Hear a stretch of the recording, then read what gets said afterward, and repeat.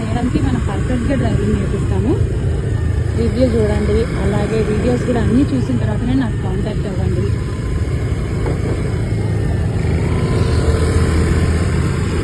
నేర్చుకుంటే సాధ్యం కాండి ఏది లేదండి, ఈజీగా వచ్చేస్తుంది. సైకిల్ రాదు రాదు అని ఏమనకండి.